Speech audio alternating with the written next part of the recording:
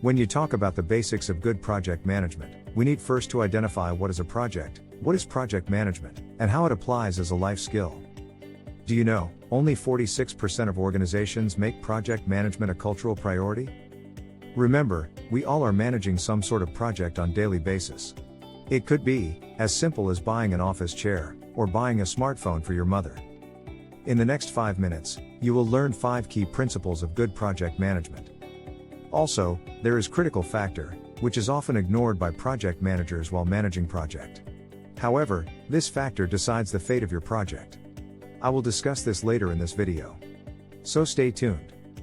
Project is a very common phenomenon in our day-to-day life. A project is a temporary endeavor, undertaken to achieve a particular aim for a certain duration. Every project has a start and finish date, with something to deliver under a certain cost. The project always produces a unique output, and it doesn't continue forever. It ends when the objectives are met. In short, projects are temporary, time-bound, and unique. This may not be that surprising to you, but it does emphasize the impact of project management in the modern economy. Companies and firms know that project management is crucial for business growth. Project management is an art and science of getting things done. In professional terms, it is the application of knowledge, skills, tools, and techniques to project activities to meet the project requirements. Following good project management principles is key to a successful career. However, it may be not an easy task for the majority of people. So, the first principle is using simple and effective skills. Depending on what has to be done, you may use the skills of project management to manage those efforts. Simple skills and techniques could be one of the greatest assets. These become points of competitive advantage for successful project managers that they can have at their fingertips. All need to learn how to properly harness these skill sets. As a good practice, always identifies best practices, skills, tools, and techniques.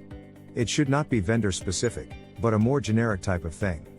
And as a project manager, your role is to understand what kind of those tools and techniques need to be brought to the table.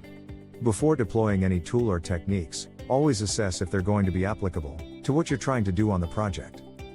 The second principle is using effective project management terminology. Given that people are overwhelmed by work, adding complex or uncommon terminology has a negative impact on productivity.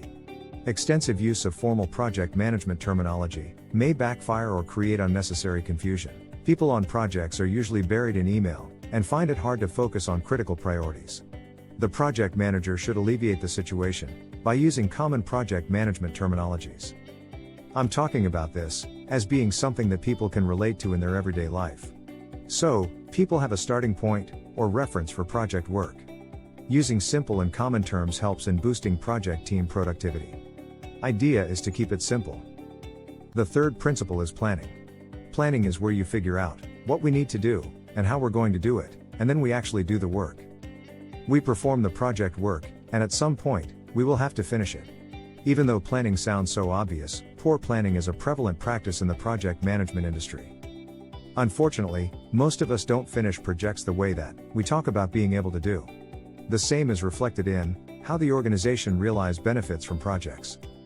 Do you know 31% of organizations never completely realize the anticipated benefits from their projects? Well, I guess this won't be a surprise to you. The fourth one is that project management is not just a technical skill. Project management has a lot to do with individual competencies as a leader and as a person. This includes the mastery of soft skills. That is why, even if you can put together a Microsoft project schedule, you may not be successful in being able to complete the project. Remember, project management is both art and science. An art, because there is no one definitive answer for how to best manage a project, and a science because there are well-developed techniques and process that can help significantly to complete a project successfully. The last principle is about the code of ethics. Throughout my project experience, I found that the best outcome of project management is the most ethical one. As a good project management practice, you must comply with ethics.